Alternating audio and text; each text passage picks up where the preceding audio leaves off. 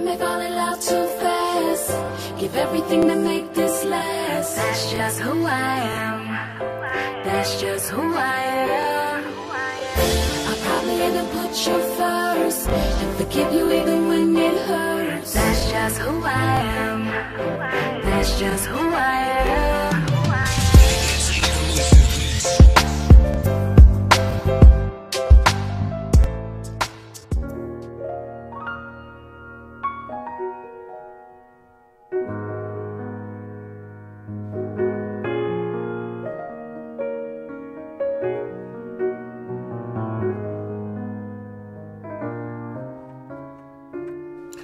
Hey, this is Robert Brown with the Winning with Love webcast, and I did a love note back last year of Christmas time, and I think I need to do it and maybe talk about it a little bit on video.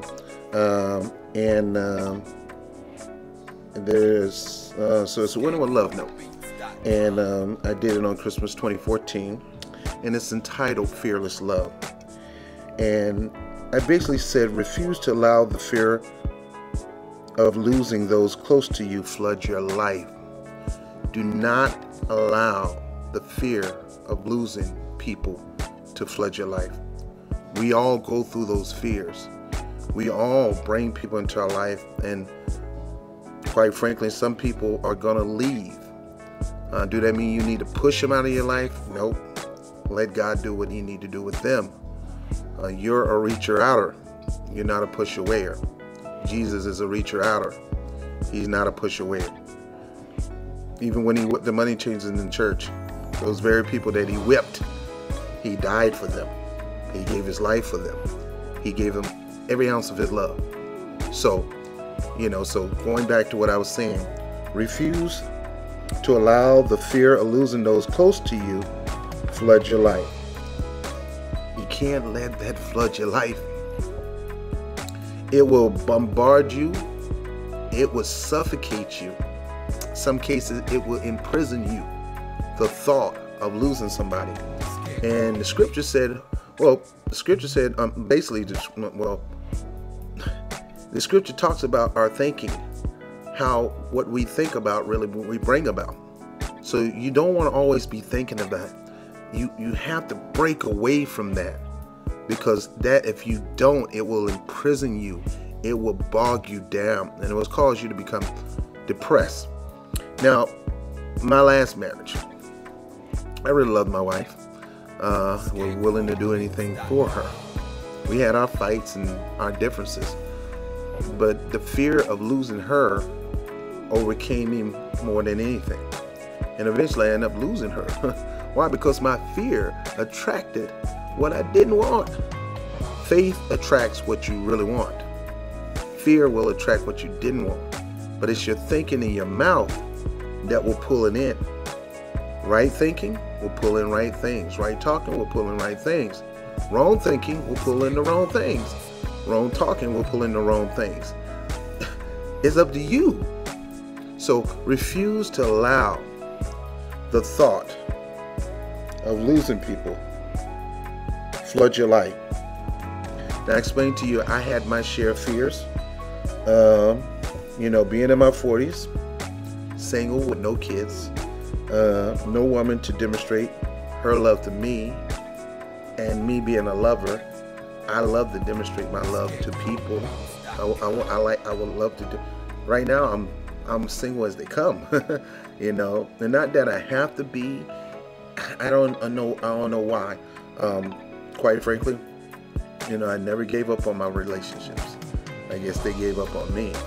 So when you're that type of person where you're so committed, you're so devoted, and you plant your feet, you stake your claim, and you don't want to unplant yourself, it seems like those are the people who always get hurt the most. And sometimes you're tempted not to become that person anymore. You want to be totally opposite. Sometimes I want to be a player. I'm not a bad looking guy. Ladies like the little mustache. So I can be that. But that is beyond my character. I've always been a man that was built to love his woman. built to love his woman. Even when that relationship goes sour, I am still built to love my woman. And I may take part in the problem of it becoming sour, but it's never my intention to cause a relationship to go down the road and then all of a sudden it fails. I never intend to fail in a relationship. Some of you are in the same situation. You never ever intended to fail in a relationship. At the beginning, the hopes was high, and then about as time went by, you start hitting some rough roads. And if you didn't learn how to be committed through the thick and the thin and demonstrate agape love, remember what I told you before, there's emotional intimacy, sensual intimacy, and the love of God. It's not love unless God is fueling it and motivating it, pushing it. God is the motor to true sexual intimacy. He is the motor of true emotional intimacy.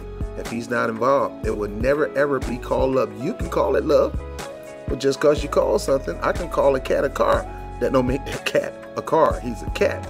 So you can call it whatever it is, but if God, who is love, is not involved, it will never be real love. It'll just be that emotional intimacy and sexual intimacy. Now back to this.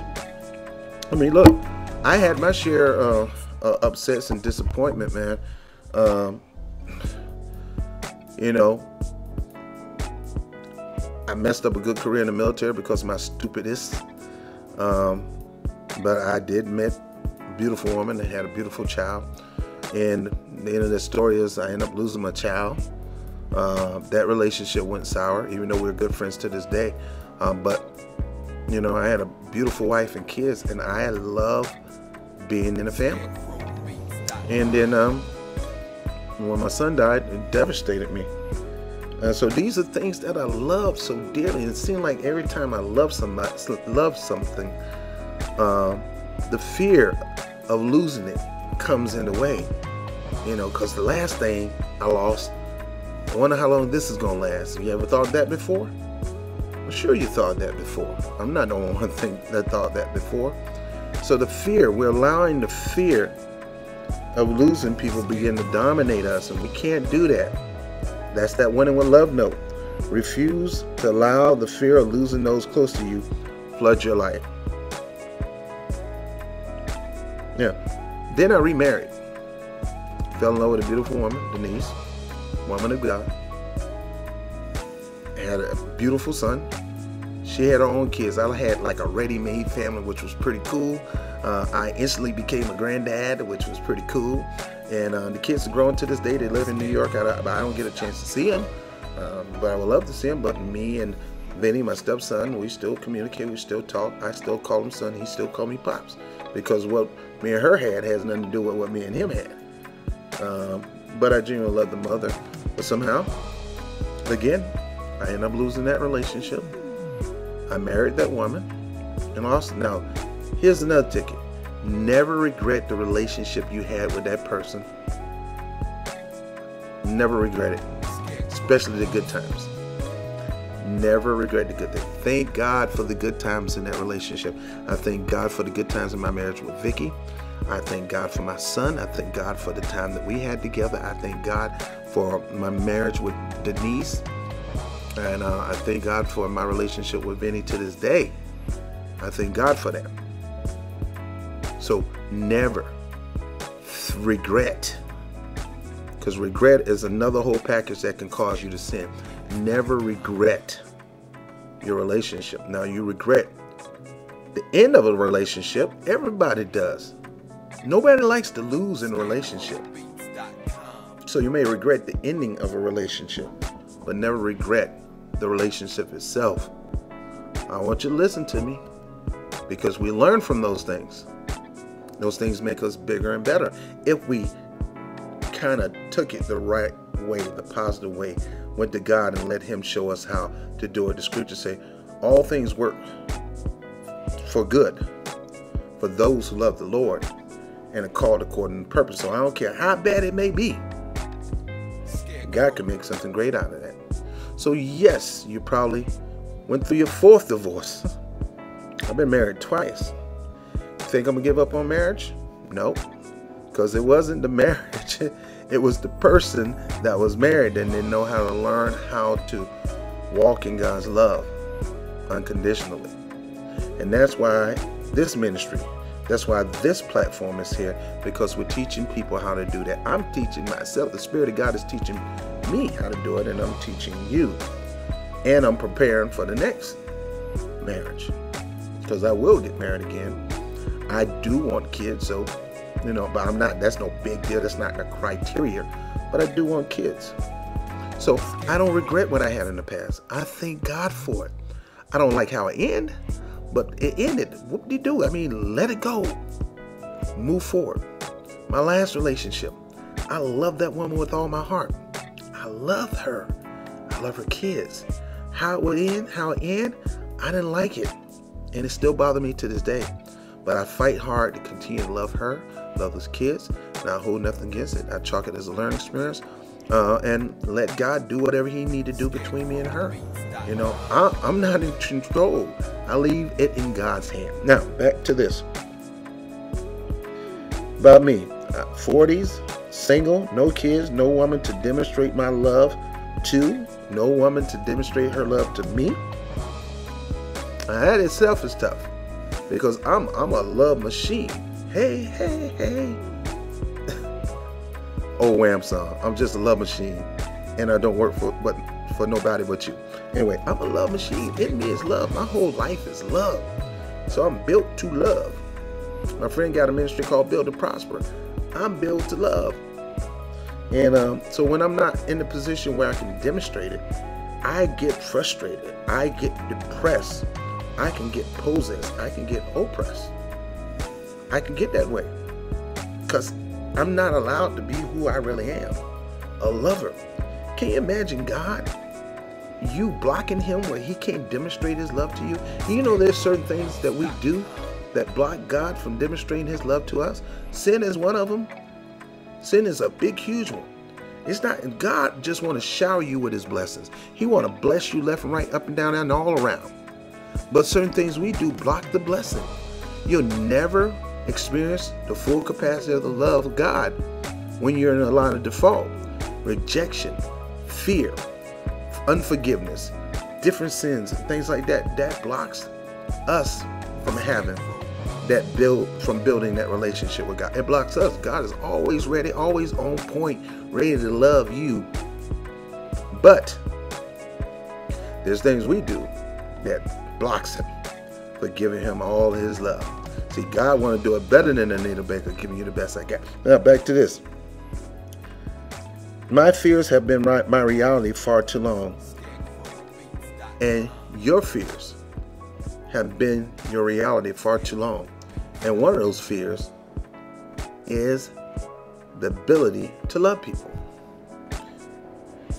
See, we get so caught up in the fear of losing somebody that greatest thing we fear comes upon us, just like it did Abraham. The very thing we fear began to come upon us.